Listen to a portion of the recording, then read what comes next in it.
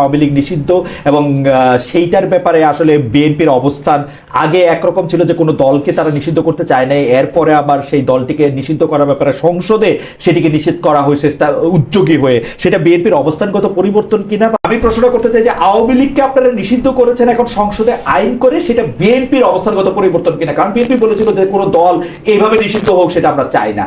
এটা আমার একটু জেনে রাখা দরকার, খুব দ্রুত যদি একটু বলতেন জনাব আসাদুজ্জামান রিপন।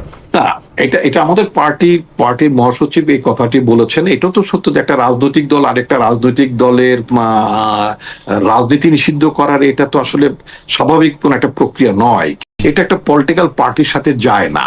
আপনাদের বক্তব্য ভিন্ন ছিল। আমি বলতেছি যে আমি কিন্তু কোনো জাজ করতে বসতেছি না। একটা হচ্ছে নীতিগত অবস্থান, সেটা হচ্ছে যে একটা পলিটিক্যাল পার্টি আরেকটা পলিটিক্যাল পার্টির আপনার নিষিদ্ধ হয়ে যাক, এটা কামনা করা, দাবি করা, এটা একটা পলিটিক্যাল স্ট্যান্ডার্ড না। আমি জনাব আবু আলম মোহাম্মদ শহীদ খানকে এই সম্পর্কে শুনতে চাই যে এটা কি অবস্থানগত পরিবর্তন এবং রিমোর্সের কথা বলতেছিলেন যে আওয়ামী লীগ থেকে আসলে যেটাকে একটা রিকনসিলিয়েশন বা রিমোর্স, এটা আসলে একটুও দেখা যাচ্ছে না। আপনি যদি একটু মন্তব্য করতেন দ্রুত, আমরা তাহলে অন্য প্রসঙ্গে যাই। না, এটা তো একদম শর্তের মতো শোনাচ্ছে না যে তাদের রিমোর্স দেখলে তাহলে রিপন ভাইরা কি করবেন? যে তারা যদি বলে যে হ্যাঁ আমাদের ভুল হয়েছে, আমরা ক্ষমা প্রার্থী, তাহলে কি রিপন ভাইরা এই আইনটা সংশোধন করে ফেলবেন নাকি?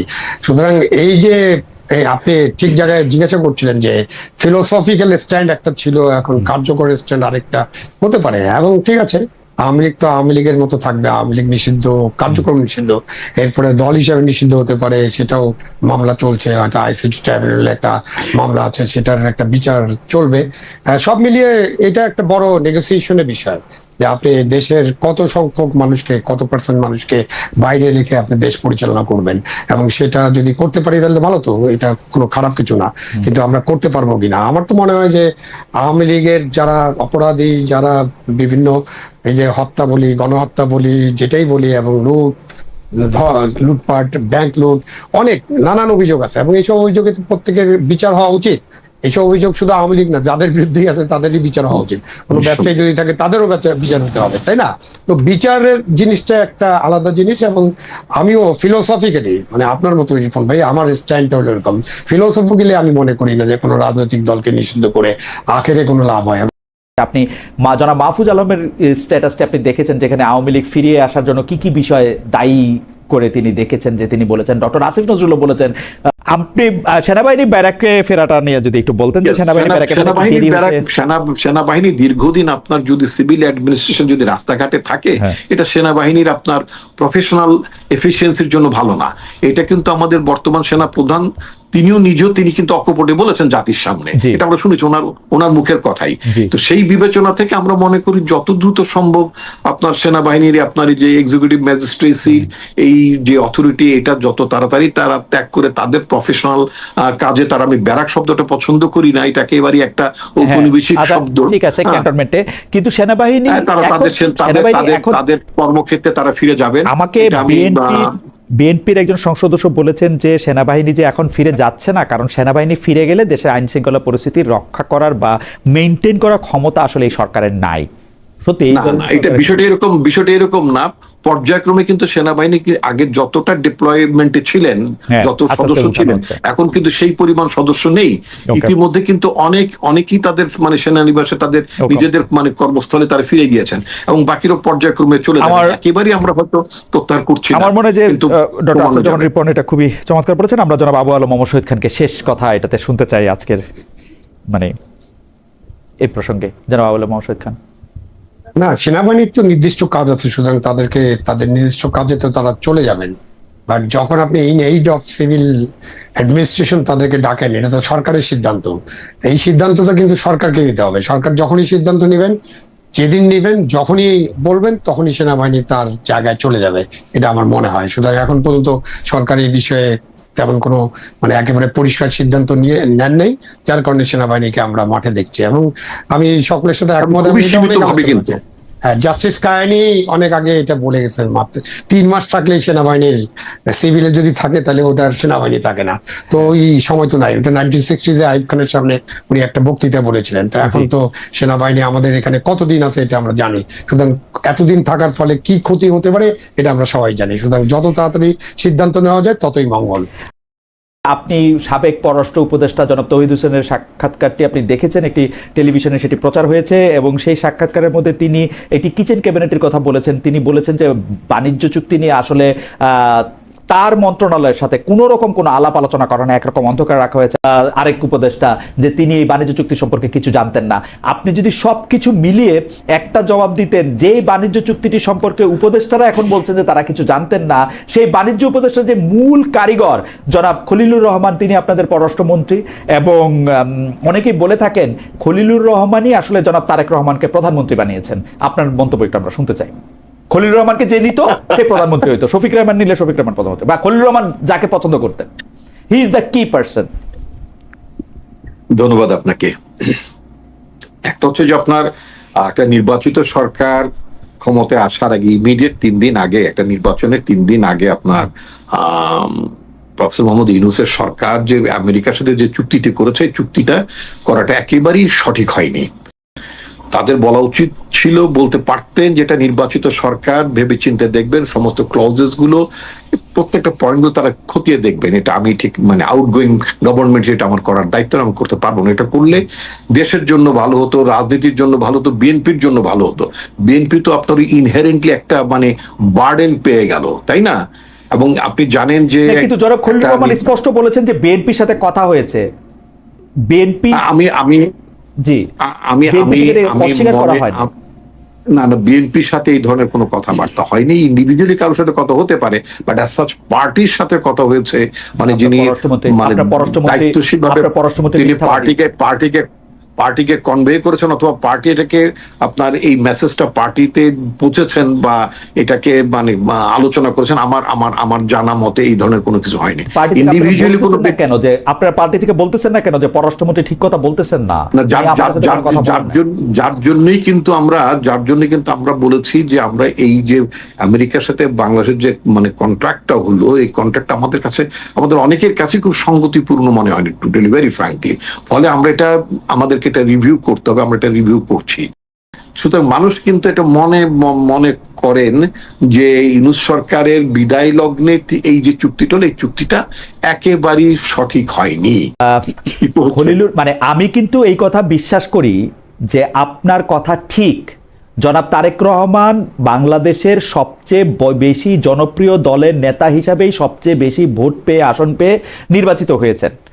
কিন্তু খলিলুর রহমান সাহেবের ডিলটা কি? আপনাদেরকে খলিলুর রহমান সাহেবকে গিলতে হইলো কেন? মানে এটা কে গিললো, এটার জবাব কি আপনারা দিবেন না? মানে কেন খলিলুর রহমান?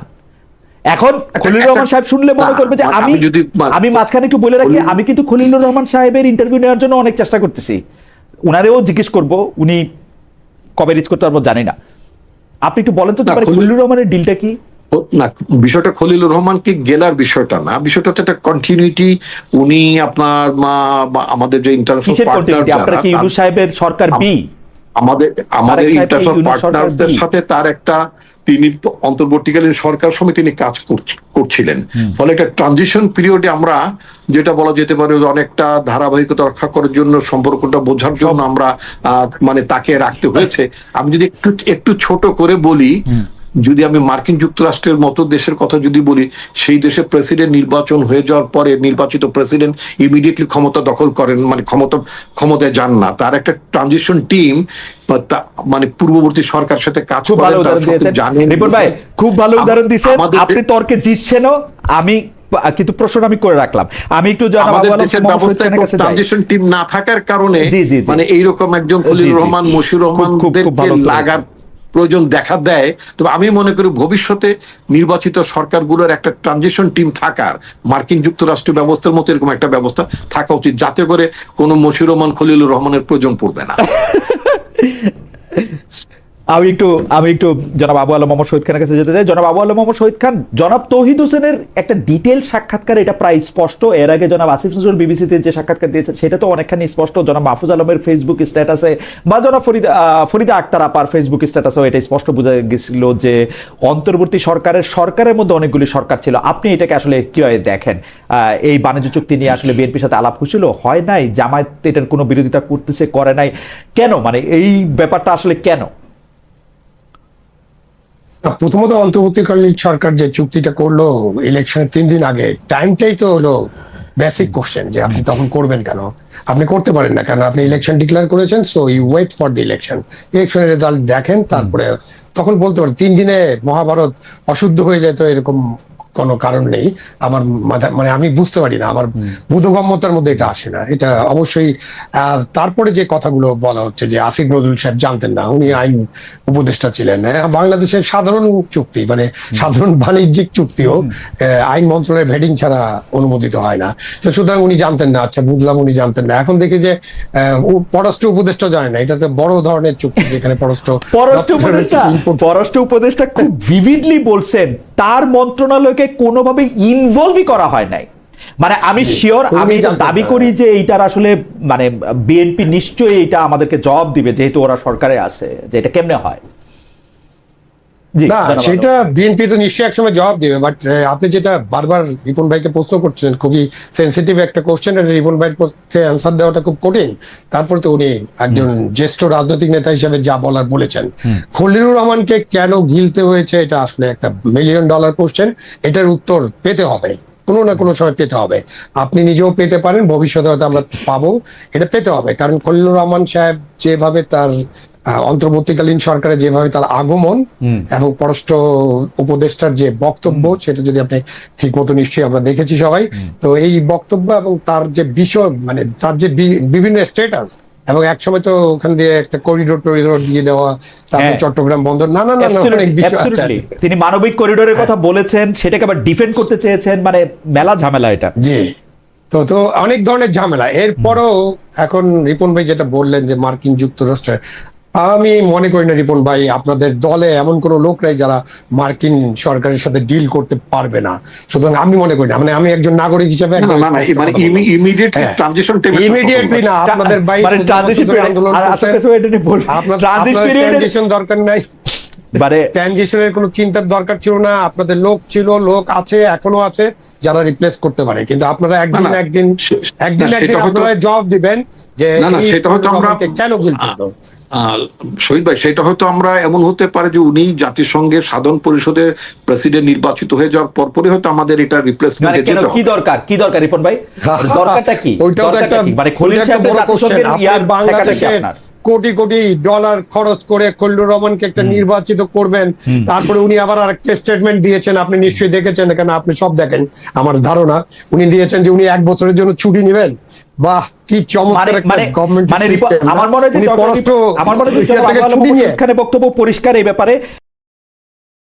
আমি একটু রিপোর্ট ভাই আপনার কাছে জানতে চাইবো যে টিকা নিয়ে অব্যবস্থাপনা, ইপিআই সিস্টেম, অনেকে আবার এটাকে বলতে আসে যে 9 মাস বয়স না হলে তো টিকা দেওয়া যায় না। কিন্তু টিকা তো একটা সামগ্রিক ব্যবস্থাপনা। এটা 9 মাসের টিকা আপনি দিচ্ছেন না দিচ্ছেন তার উপরে এই লোক হামাক্রান্ত হবে, ব্যাপারটা এরকম না। টিকা একটা ব্যবস্থাপনা, এবং সেই ব্যবস্থাপনাটা বাংলাদেশ স্বাধীনতার পর থেকে এই একটা জিনিসই ভালো করছে। তো সেই একটা জিনিস খারাপ করছে, সেটার আর প্রেক্ষাপটের দরকার নাই। কিন্তু সরকার এইটাকে, এই বাচ্চাগুলিকে বাঁচানোর জন্য ড্রাস্টিক অ্যাকশন নিচ্ছে কিনা, আপনার কাছে এনাফ মনে হচ্ছে কিনা এই সরকারের কার্যক্রম? বর্তমানে আসলে যেভাবে বর্তমানে টিকা সংক্রান্ত প্রচারণাটা এমন ভাবে চলছে, সেটা হচ্ছে যে আপনার মনে হচ্ছে যে ইউনূস সরকার কোনো টিকা আনেনি, টিকার কোনো ব্যবস্থা ছিল না, ইত্যাদি এরকম একটা প্রচারণা আছে। আমার কাছে একটা ইনফরমেশন আছে, সেটা হচ্ছে যে আপনার 2025 সালে 8 মাসে যখন ইউনূস গভর্নমেন্ট পাওয়ারে ছিলেন, তখন ইউনিসেফ তারা নিজেরাই বাংলাদেশের 2,49,41,500 ডোজ টিকা তারা সরবরাহ করেছেন। এবং সরকার মিলিয়ে, মানে সরকারের যে আমদানি সেটা থেকে ছিল ওই সালেই 3,19,40,000 ডোজ। এখন কথা হচ্ছে কি যে আপনার এই যে টিকা ছিল, মানে কথার এমন ভাবে একটা প্রচারণা ছিল, ইউনূস সরকার কোনো টিকাই আনে না। প্রচারণার দরকার নাই। এখন টিকা ছিল, বলা হয়েছে, আপনি নিশ্চিত টিকার একটা ম্যানেজমেন্টের ব্যাপার আছে। আপনি জানবেন যে আমি I am not defending Yunus government because You are defending Yunus government.